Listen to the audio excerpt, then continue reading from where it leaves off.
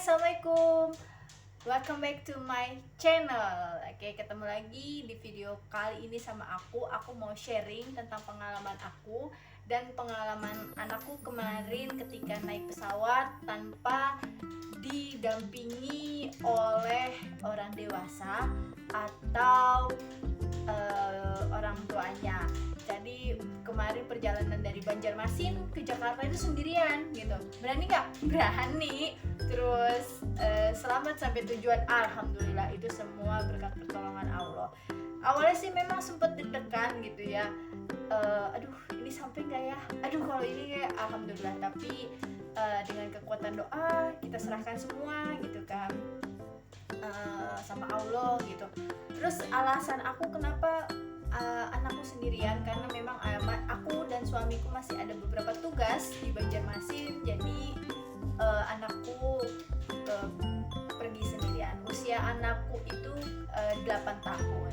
Jadi di maskapai itu ada yang namanya UM, kita singkat, atau kepanjangannya itu biasa disebut dengan unaccompanied minor. Jadi unaccompanied minor itu adalah terbang tanpa didampingi oleh orang dewasa atau pendamping lain. Nah, biasanya batas umurnya ini 6 sampai 12 tahun.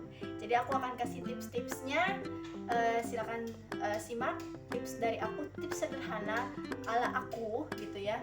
Mungkin teman-teman bisa menambahkan di kolom komennya. Jangan lupa sebelumnya subscribe dulu. Unaccompanied minor ini atau kita singkat UM memang sudah disediakan oleh masing-masing maskapai. Jadi aku kebetulan Aza naik pesawat dari Lion Air Group. Jadi ketika UM itu akan ditemani oleh para petugasnya ketika pre-flight, in-flight, dan post-flight. Bahkan di pesawat transit pun itu bisa, dan kemudian didampingi oleh petugas sampai ketemu yang menjemput. Jadi tipsnya adalah jangan lupa siapkan administrasi apalagi di musim pandemi ini seperti biasa, sertifikat vaksin. Kemudian jangan lupa ketika sertifikat vaksin itu ditunjukkan sudah masuk ke Peduli Lindungi. Jadi satu aplikasi bisa dipakai lebih dari satu orang asalkan masuk dalam satu kakak. Jadi masukkan dulu sertifikat vaksin Ananda ke dalam Peduli Lindungi. Kemudian kemarin Aza itu sudah saya siapkan tentang tes antigen ya, untuk persiapan saja dicek gitu ya. Kemudian jangan bawa barang yang begitu banyak. Kalau bisa hanya tas kecil saja yang bisa digendong sama dia gitu. Jadi misalnya kemarin karena Aza berpuasa, jadi dia tidak membawa bekal seperti makan atau minum gitu. Jadi hanya membawa sedikit baju, kemudian KIA, kartu anaknya, identitas, itu jangan lupa juga masukkan ke dalam tasnya. Kemudian dipisahkan ada di dompet kecil supaya memudahkan Ananda untuk ngambil, seperti itu. Dan yang paling utama adalah lakukan dialog dulu sama anak ketika sebelum terbang, atau sebelum kita berangkat, atau bahkan sebelum kita pesen tiket gitu kan. Kita dialog misalnya, Dek, Umi sama Abi belum bisa mengantar Dek ke rumahnya Omah di Jakarta gitu ya, karena masih ada beberapa tugas. Gimana kalau Dede berangkat sendiri, berani nggak gitu kan? Nanti gimana ya, gini-gini. Pasti akan ada dialog yang sangat sederhana sama anak-anak. Dan kemudian kita akan pesen tiket gitu ya.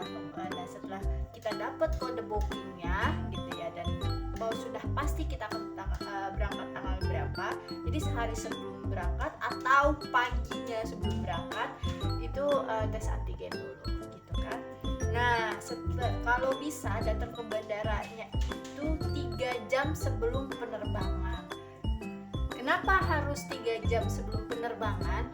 Karena supaya kita nggak terburu-buru gitu ya, check in, karena harus ada beberapa administrasi yang harus diisi administrasi, misalnya kayak form UM itu, nanti kita akan bilang ke petugasnya ketika kita check in, bilang, Mbak mau titip anak ya gitu kan, karena anak ini berangkat sendiri tanpa ada pendamping. Nanti petugas bandara juga sudah memahami dan ada beberapa administrasi dan form yang harus kita isi gitu kan. Dan kalau bisa sih jaga-jaga fotokopi KTP orang yang akan menjemput kita di bandara tujuan. Misalnya ya kalau di Jakarta itu Bandara Soekarno-Hatta, pastikan siapa yang akan menjemput. Kalau bisa untuk jaga-jaga aja itu fotokopi KTP yang menjemput dan kontak orang yang jemput itu siapa gitu kan. Nanti karena petugasnya itu tidak akan menyerahkan anak kita kalau tanpa ada identitas dan nomor handphone gitu kan. Kalau bisa sih yang menjemput itu jangan sampai telat gitu ya, sudah standby di pintu keluar. Nanti petugas akan mengantarkan sampai pintu keluar bandara dan mengantarkan anak kita serah terima gitu kan. Jadi wajar saja kalau misalnya nanti anak kita itu agak lama diserahkan karena memang ada serah terima dari petugas bandara gitu. Dan dicek identitas yang penjemput seperti itu. Nah, menurut pengakuan anakku ketika di dalam bandara itu, di dalam pesawat, katanya aku disuruh duduk dulu gitu kan sampai semua orang turun, dan kemudian Aza masih tetap memakai seat beltnya katanya. Jadi setelah semua orang turun, setelah sudah sepi baru Aza diantarkan dan dijemput oleh petugas bandara. Kemudian diterimakan oleh yang menjemput seperti itu. Itu adalah tips-tips dan tutorial paling sederhana dari aku pribadi. Kalau mungkin teman-teman ada yang mau menambahkan tipsnya, silakan, boleh teman-teman komen. Oh ya, jangan lupa subscribe ya. Terima kasih. Assalamualaikum warahmatullahi wabarakatuh. Nah, ini adalah aktivitas aku ketika di bandara. Jadi ada kelengkapan administrasi, form UM, dan menyerahkan lembar fotokopi KTP yang nanti akan dijemput. Dan kemudian petugas bandara mengecek semua kelengkapan administrasi anak kita.